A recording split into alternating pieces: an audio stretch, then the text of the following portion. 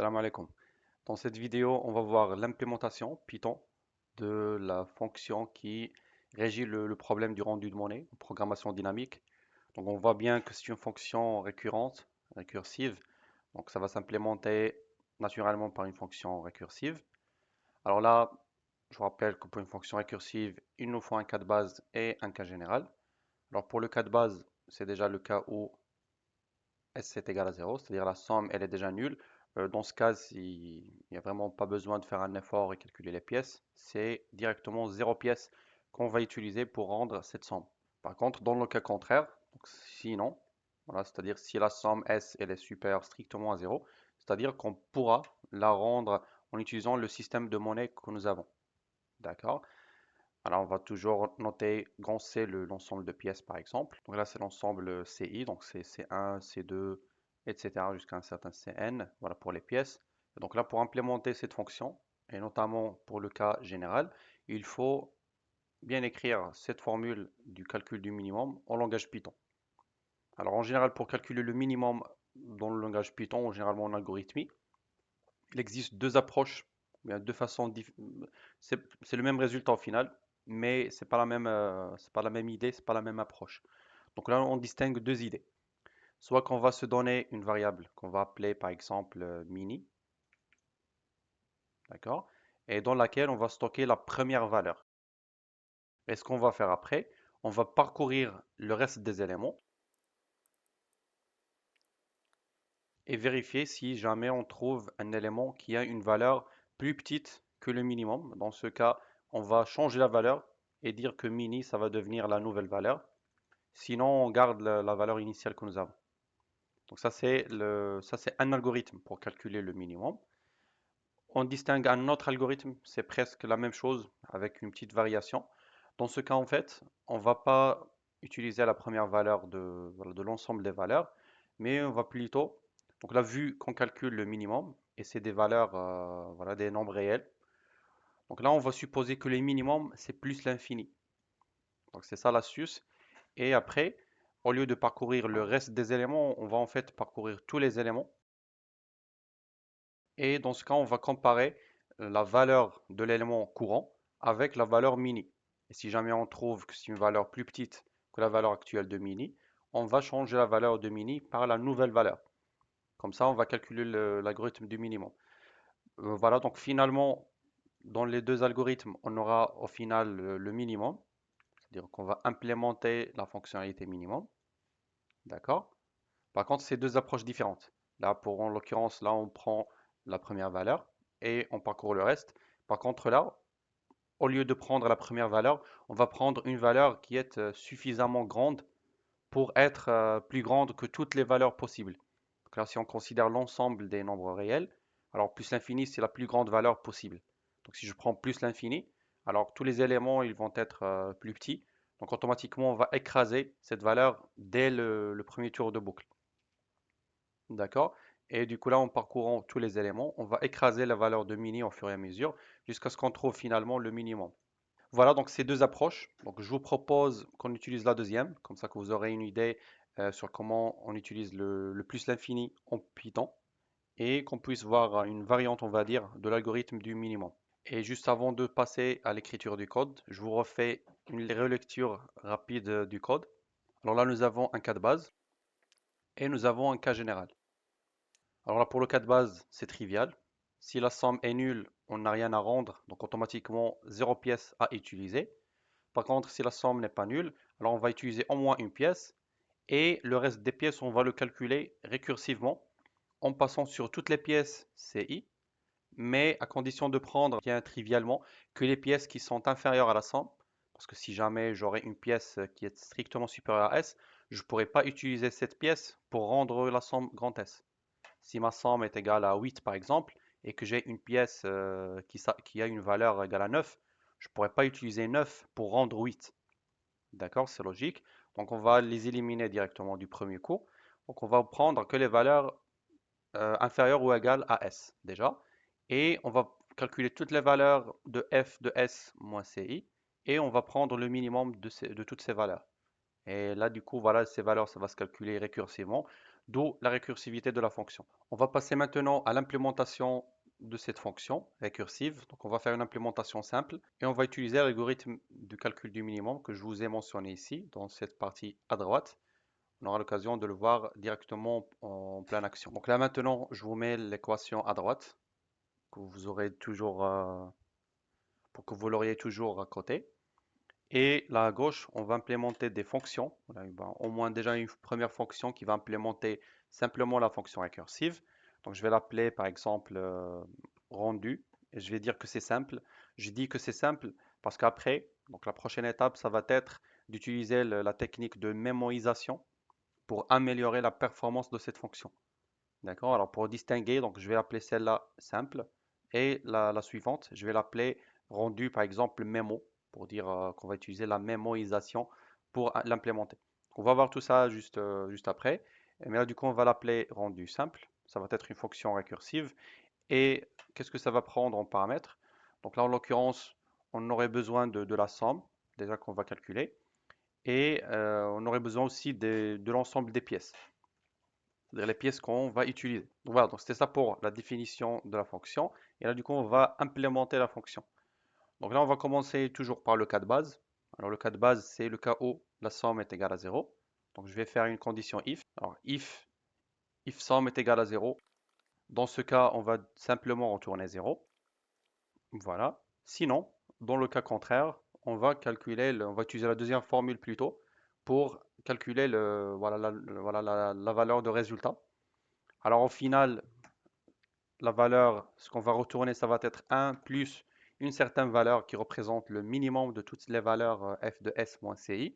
Mais là, du coup, il nous faut calculer le minimum des valeurs f de s moins ci, sachant que ci, ça représente les pièces, et en particulier les pièces qui sont inférieures ou égales à s.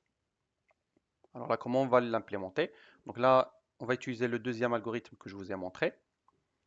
Donc ce qu'on va utiliser, c'est qu'on va considérer une variable qu'on va appeler mini et ça va contenir on va dire le plus l'infini.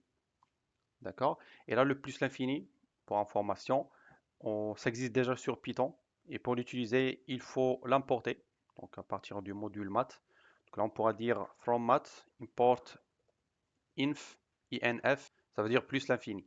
Et donc là, du coup, si je fais mini égale à inf, automatiquement, j'assigne la valeur plus l'infini à la variable mini. Et en l'occurrence, au passage, on pourra utiliser aussi le moins l'infini en ajoutant juste un signe moins juste avant le inf. Comme ça, on aura le moins l'infini si jamais. Donc si jamais, par exemple, on voulait faire le maximum plus tôt, on aurait utilisé le moins l'infini pour faire l'inverse. Et voilà, dans ce cas, on va utiliser le plus l'infini. Donc on va considérer notre variable qui est mini. Et ce qu'on va faire, on va faire le tour de boucle sur toutes les valeurs CI. Donc il faut parcourir l'ensemble des pièces. Donc je vais le faire déjà.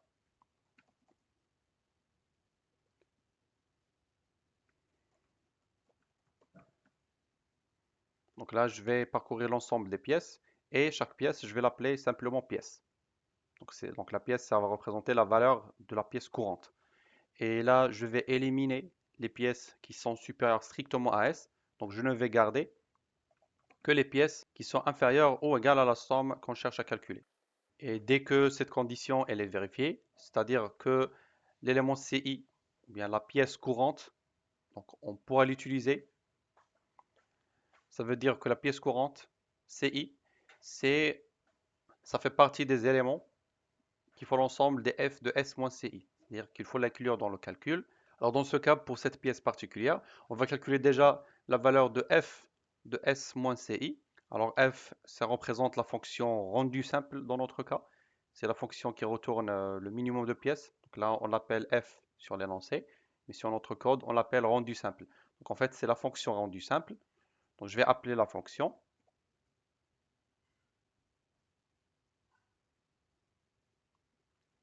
Cette fonction prend deux paramètres. C'est l'ensemble des pièces, c'est le même, on ne va pas le changer. Par contre, la somme, cette fois-ci, ça va devenir somme moins CI.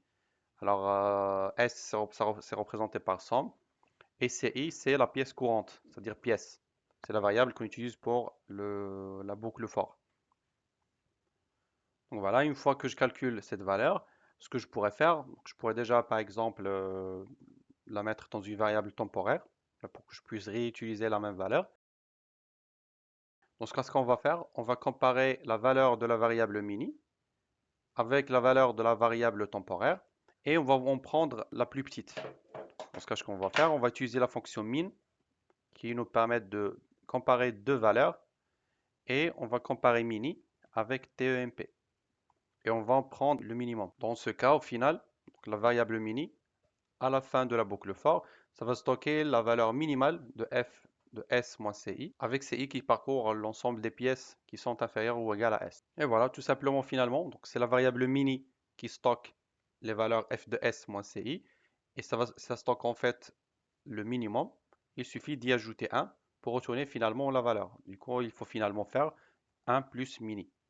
Et comme ça, on aurait bien le nombre minimum de pièces à rendre récursivement. On pourra faire des tests. Alors là, pour tester la fonction, on va utiliser un exemple simple. On va prendre par exemple l'ensemble 1, 2, 5 et 10. Et on va prendre la somme qui est égale à 13 par exemple. Donc là, en l'occurrence, pour 13, 13 c'est déjà 10 plus 2 plus 1. Donc ça, c'est la décomposition optimale. On ne pourra pas faire mieux. Donc c'est la décomposition optimale. Donc au total, on aurait besoin de 3 pièces. Donc, on va voir si l'appel à la fonction rendue simple, ça va nous faire voilà 3. Donc là, pour la variable pièce, c'est représenté par la variable grand C. Et la deuxième valeur que ça prend la fonction rendue simple, c'est la somme qui est représentée par la valeur, par la variable voilà, petit s. Je vais exécuter, on va voir. Voilà, parfait. Donc là, on trouve bien que c'est 3. Donc très bien. Donc là, si jamais, par exemple, on fait 15, par exemple, 15, optimalement, c'est 5 plus 10. Voilà, c'est ça l'optimal. Donc là, si j'aurais 5, par exemple, je pourrais commenter tout ça. Et 15, en fait, c'est 5 plus 10. Donc on va voir si ça va nous retourner 2. Voilà, donc ça nous retourne bien les valeurs comme il faut. Et si jamais la somme est égale à 0, donc là, en fait, on devait avoir 0. Donc voilà, c'est très bien. Donc ça marche très bien notre code. Donc voilà, donc ça, c'est une implémentation simple de la fonction de rendu de monnaie en version récursive sans utiliser aucune technique. Donc ça, c'est juste, on va dire, l'implémentation simple. Et en l'occurrence, ça nous retourne la valeur optimale. C'est pas une valeur approchée, c'est pas une valeur presque bonne. C'est une bonne valeur. C'est la meilleure valeur des valeurs possibles, tout simplement. Donc voilà, donc là, on va faire encore un dernier test. Et là, je vais vous montrer un point très important. Donc là, si j'utilise par exemple la valeur 67, alors on sait qu'optimalement, la valeur 67, c'est en fait 10 fois 6 plus 5 plus 2. Voilà, donc 5 fois 1 et 2 fois 1. Donc au total, on aurait besoin de 8 pièces. Donc là, on va voir si notre programme, ça va nous retourner 8. J'exécute. Et voilà. Donc là, si vous remarquez, notre programme, ça prend du temps. Ça prend du temps pour calculer la valeur voilà, pour S égale à 67 pour l'ensemble des pièces qu'on a sur le problème. Donc là, ça va prendre du temps. On ne sait pas exactement combien ça va prendre du temps. Et c'est toujours le même problème qu'on avait avec la suite de Fibonacci. C'est en fait les calculs redondants qui se répètent, qui font que le calcul, ça prend beaucoup de temps. Donc là, sur la vidéo suivante, on va voir la technique de mémorisation qui va nous permettre d'améliorer la performance de cette fonction et ça va rendre le calcul de, voilà, pour S, en l'occurrence 67, ça va être relativement plus rapide et beaucoup plus rapide. Voilà. Donc sur ce, je vous laisse et à la vidéo suivante. La société Unschool, c'est une société, on va dire, qui est spécialisée principalement dans le système des classes préparatoires. On fait autre chose dans le domaine de l'éducation, mais notre mission principale, c'est les classes préparatoires scientifiques et aussi économiques, c'est-à-dire les filières, bien sûr, MP, PSI, TSI, SUP/SP et aussi pour les filières ECS, ECT. Principalement, on propose des services, ça tourne autour des cours de soutien dans différentes matières et aussi on propose des encadrements pour des projets comme le TPE, par exemple. On a à peu près 6 ans d'expérience d'expérience. Jusqu'à maintenant, donc, nous avons aidé plus de 1500 étudiants et étudiantes en classe préparatoire dans les différentes filières. Actuellement, nous sommes numéro 1, la société numéro 1 au Maroc pour tout ce qui est service de cours de soutien en ligne surtout. On travaille aussi à l'international, donc nous avons une présence à l'international. Donc nous avons des étudiants en France, aussi en Tunisie, en Mauritanie, dans quelques pays africains. Et aussi, on essaye de développer même la société pour être, pourquoi pas, Inch'Allah, numéro 1 même à l'international dans tout ce qui est cours de soutien et tout ce qui est e-learning. D'ailleurs, nous avons une plateforme e-learning spécialisée pour ces cours-là. Et Inch'Allah, on fait aussi d'autres services comme les webinaires, comme des mini-formations gratuites, c'est-à-dire des sessions d'orientation des étudiants. Ça fait partie de notre mission, de notre objectif principal d'aider au maximum les étudiants pour bien sûr avancer et réussir leur concours. Donc nous avons aidé des centaines d'étudiants pour réussir les concours, que ce soit au Maroc ou bien aussi en France. Nous sommes actuellement une trentaine de collaborateurs. Ça englobe des ingénieurs, des spécialistes dans différents domaines, et aussi ça englobe aussi des profs agrégés dans différentes matières, que ce soit pour les prépas scientifiques et aussi pour les prépas économiques, ECS, ECT.